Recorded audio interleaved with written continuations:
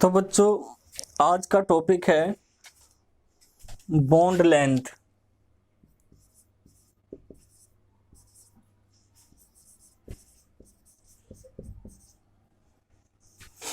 क्या टॉपिक है बच्चों आज का?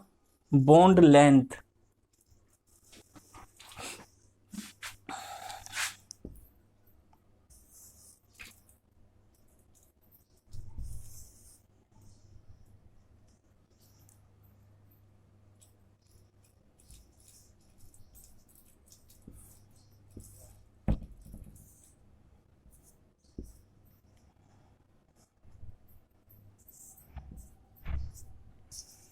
बॉन्ड लेंथ क्या होती है? जैसे आप देख रहे दो एटम हैं, छोटा कैटायन और एनायन भी आप इन्हें कह सकते हैं, आयंस भी ले सकते हैं। इनके न्यूक्लियस के बीच की जो जो दो आपको बॉन्डेड एटम दिख रहे, उनके बीच की जो डिस्टेंस होगी, न्यूक्लियस के बीच की जो डिस्टेंस होगी, एवरेज डिस्टेंस या इक्विलिब्रियम डिस्टेंस भी आप कह सकते हैं।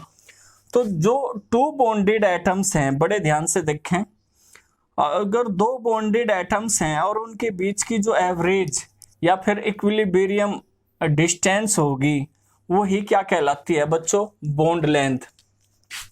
जैसे हमने आपको पहले रेडियस भी बताई थी, ये अगर आर ए है और ये आर बी है तो इन दोनों का सम होगा। ठीक है, इस चीज का आप ध्यान रखें कि जो टू बॉन्डेड एटम्स होंगे उनके न्यूक्लियस के बीच की एवरेज डिस्टेंस या इक्विलिब्रियम डिस्टेंस क्या कहलाओगी? Bond length. फिर से आप अगर एक बार फिर से ध्यान दें, the equilibrium distance between the centres of the nuclei of the two bonded atoms is called its bond length. तो हम बार बार बता रहे, इनके बीच की जो डिस्टेंस होगी वो क्या कहलाओगी बच्चों? यानी ये कुल डिस्टेंस क्या कहलाएगी? Bond length. ठीक है, और हम इसे रिप्रेजेंट कहीं में करते हैं या मेजर कहीं में करते हैं एंगस्ट्रोन में। 1 एंगस्ट्रोन इज इक्वल टू होता है 10⁻⁻10 मीटर। अगर पीएम लेते हो, पी को मीटर, तो होगा 10⁻⁻12 मीटर। ठीक है, ये बॉन्ड लेंथ मापी जाती है, मेजर की जाती है एंगस्ट्रोन में। तो इसका आप ध्यान रखें। कुछ बच्चे सोचते हैं कि, पूछते भी हैं क्वेश्चन, कि जो बॉन्ड लेंथ है या एंगल है, खासतौर पर अभी हम डिस्कस कर रहे हैं बॉन्ड लेंथ, तो वो कैसे पता करी जाती है? तो मैं आपको बताता हूं, जो एक्सरे डिफ्रैक्शन है उस मेथड से। किस मेथड से बच्चों? X ray diffraction.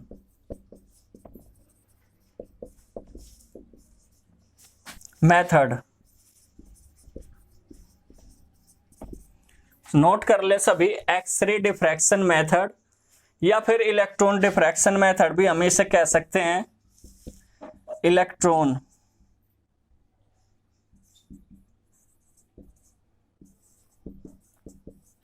डिफ्रैक्शन। ठीक, या फिर स्पेक्ट्रोस्कोपी मेथड भी हम ले सकते हैं, स्पेक्ट्रो।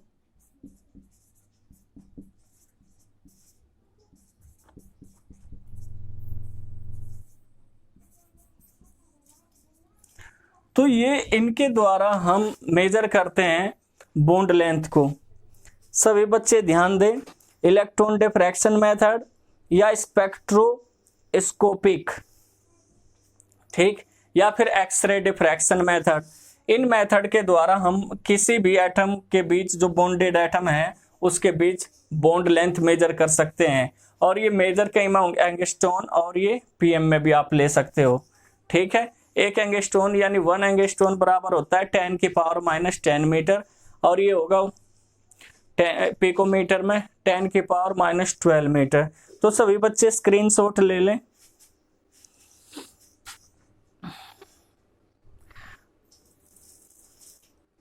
अगर आयनिक कंपाउंड में देखा जाए, अगर आयनिक कंपाउंड की बात करें, जो टोटल डिस्टेंस होगी बच्चों वो सम होगा कैटायन और एनायन का। किसका बच्चों? कैटायन और एनायन का। इस चीज का आप ध्यान रखें। अगर आप आयनिक कंपाउंड ले रहे और उसकी मेजर कर रहे बॉन्ड लेंथ, तो किस तरीके से होगी? आयनिक कंपाउंड के लिए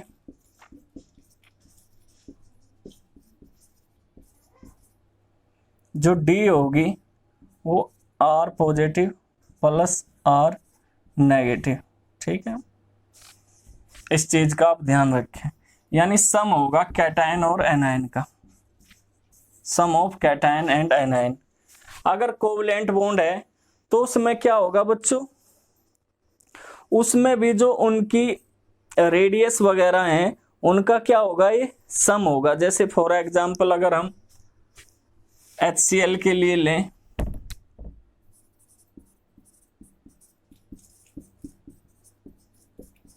HCl है तो ये जो टोटल डी है इसका क्या होगा, RH प्लस RCl। तो एवरेज या equilibrium distance between two bonded atoms. ठीक है, और ये डी क्या कहलाएगी, बॉन्ड लेंथ। तो सभी बच्चे नोट करते रहें, अगर होमो न्यूक्लियर डाइएटोमिक मॉलिक्यूल है जैसे Cl2 है, उसके लिए क्या करेंगे हम, उसकी जो कोवलेंट रेडियाई होगी A और B के रेस्पेक्टिवली। ठीक है,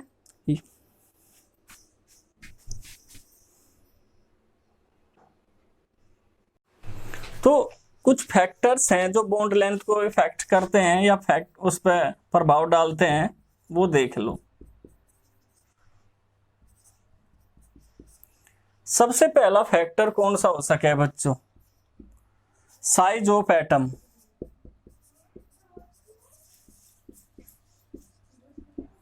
अगर साइज ऑफ एटम इंक्रीज होगा, अगर साइज ऑफ एटम क्या होगा बच्चों, इंक्रीज होता चला जाएगा। आप ये देखो यहाँ पे अगर साइज छोटा है इनका तो ये होगी, अगर आप बात करो ये इस तरीके से साइज बड़ा हो गया तो आप देखो बॉन्ड लेंथ इंक्रीज हो रही है या डिक्रीज हो रही है। तो साइज ऑफ एटम पे बॉन्ड लेंथ डिपेंड करती है। जैसे जैसे साइज इंक्रीज होगा एटम का, ऐसे ऐसे बॉन्ड लेंथ भी क्या होगी, इंक्रीज होगी। तो सभी बच्चे नोट करते रहें, अगर साइज इंक्रीज हो रहा है एटम्स का तो बच्चों क्या इंक्रीज होगी, बॉन्ड लेंथ। ठीक है, सेकंड पॉइंट है मल्टीप्लिसिटी ऑफ बॉन्ड।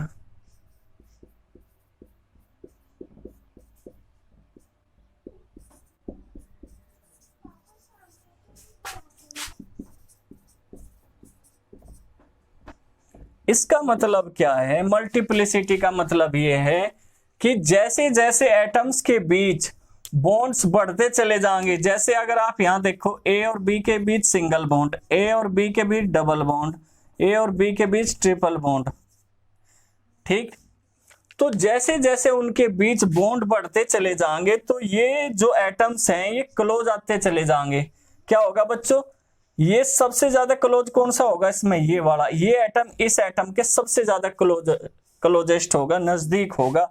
और जब सबसे ज्यादा नजदीक होगा तो सबसे कम जो बॉन्ड लेंथ होगी, सबसे कम बॉन्ड लेंथ ट्रिपल बॉन्ड वाले एटम्स मॉलिक्यूल की होगी। ठीक, अगर आप कंपेयर करो जैसे कार्बन ही है तो इसमें जो सबसे कम बॉन्ड लेंथ है वो ट्रिपल बॉन्ड की है। ठीक, जैसे जैसे इलेक्ट्रॉन की शेयरिंग बढ़ेगी बिटवीन टू एटम्स तो जो मॉलिक्यूल है या फिर उनके बीच की जो बॉन्ड लेंथ है वो क्या होगी, डिक्रीज होती चली जाएगी। ठीक है, तो यहाँ सबसे बड़ी जो बॉन्ड लेंथ है मैं आपको बता दूं वो किसके बीच है, कार्बन कार्बन सिंगल बॉन्ड के बीच होती है।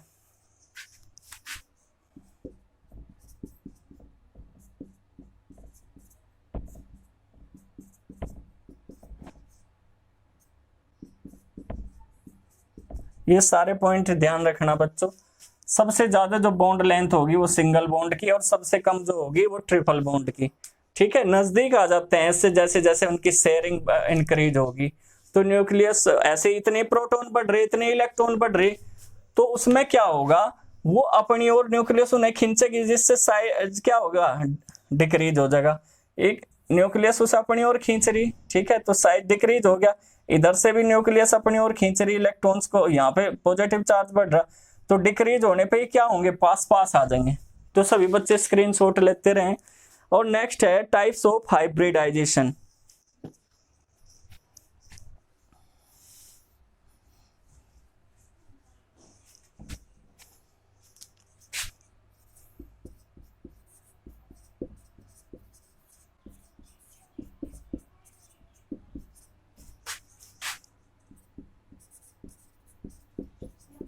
यहाँ एस भी लिख सकते हैं।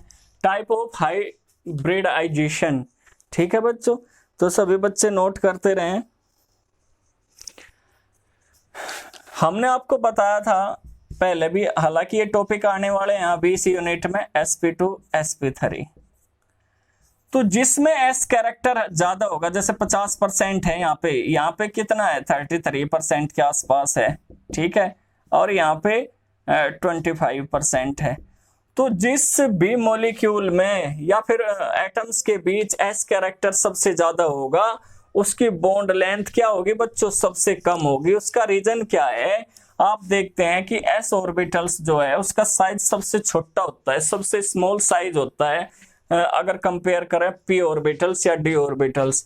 तो अगर इसका रेशियो इसमें सबसे ज्यादा है 50% है, तो इसका मतलब न्यूक्लियस के ज्यादा पास है, और न्यूक्लियस के पास है तो डिस्टेंस भी कैसी होगी, छोटी होगी, कम होगी या नहीं होगी। तो जिसमें एस कैरेक्टर सबसे ज्यादा होगा उसकी बॉन्ड लेंथ सबसे कम, और जिसमें एस कैरेक्टर सबसे ज्यादा होगा उसकी बॉन्ड लेंथ क्या होगी, सबसे कम। यही बताया ना हमने, एस कैरेक्टर 50% है और जिसमें एस कैरेक्टर सबसे कम होगा उसमें बॉन्ड लेंथ सबसे ज्यादा होगी। तो बॉन्ड लेंथ सबसे बड़ी किसकी होगी, sp3 हाइब्रिड की, ठीक है। तो ये सब आप सारे पॉइंट याद रखो। जैसे एग्जांपल के तौर पर आप देख लो C2H2, इसमें बॉन्ड लेंथ सबसे स्मॉल होगी क्योंकि एस कैरेक्टर ज्यादा है। C2H4 इसकी इससे बड़ी होगी, और CH4 मीथेन इसकी सबसे बड़ी होगी। तो एस कैरेक्टर के इनवर्सली प्रोपोर्शनल होगी बॉन्ड लेंथ। एस कैरेक्टर ज्यादा है तो बॉन्ड लेंथ कम होगी। सभी बच्चे नोट करते रहें। तो ये था आपका बच्चों बॉन्ड लेंथ। अब हम आपको बताएंगे bond angle.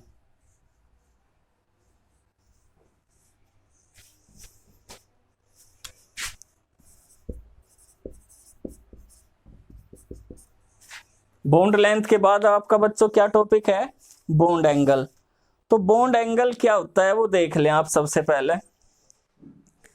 The angle between the lines representing the direction of the bond.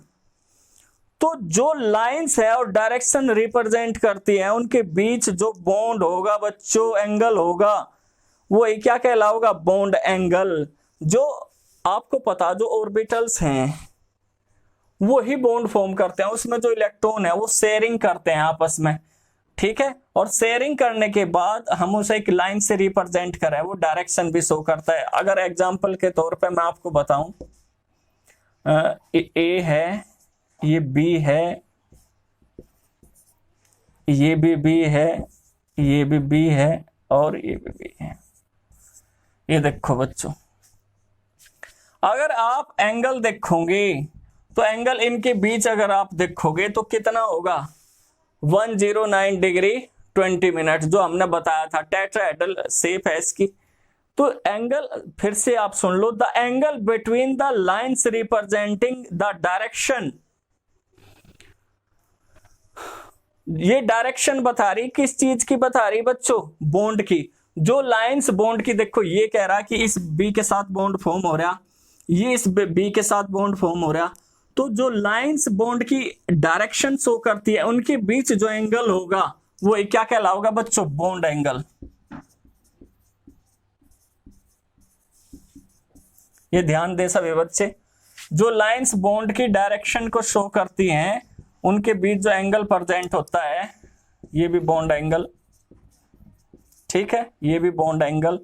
तो ये सारे क्या हैं, बॉन्ड एंगल, ठीक। तो जो बॉन्ड की डायरेक्शन शो करेगी लाइंस, वो उनके बीच जो एंगल प्रेजेंट होगा वो क्या कहलाता है बच्चों, बॉन्ड एंगल। ये डिग्री में भी हो सकता है, ये मिनट में भी हो सकता है, ये सेकंड में भी हो सकता है। इस चीज का ध्यान दे सभी बच्चे। जैसे एग्जांपल ले लो CH4, तो इसमें जो बॉन्ड एंगल होगा वो HCH, इस तरीके से लिखा जाएगा HCH, और ये 10 डिग्री 28 मिनट होगा।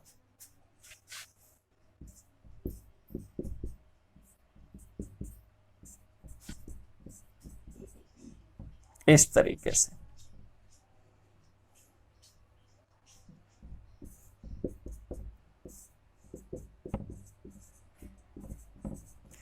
HCH, तो कितना बॉन्ड एंगल है, इस तरीके से मेजर किया जाएगा, जो बॉन्ड के डायरेक्शन बता रही लाइन उनके बीच। ठीक, अगर हम लें NH3,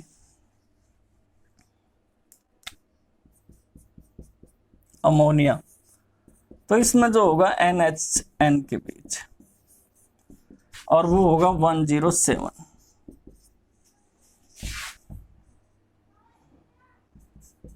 ये लोन पेयर है, ये नहीं आप काउंट करना, हमने बॉन्ड एंगल की बात करी, इसमें तो बॉन्ड है नहीं, फिर आप इसके बीच कहाँ एंगल देखोगे बच्चों, तो वो तो आप कहाँ देखोगे, NHN के बीच। ठीक है, तो कितना होगा ये 17 डिग्री। तो सभी बच्चे नोट करते रहें।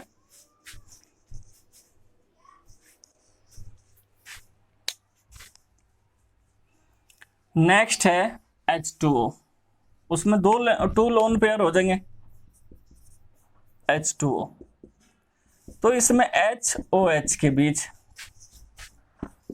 104.5 डिग्री का एंगल होता है।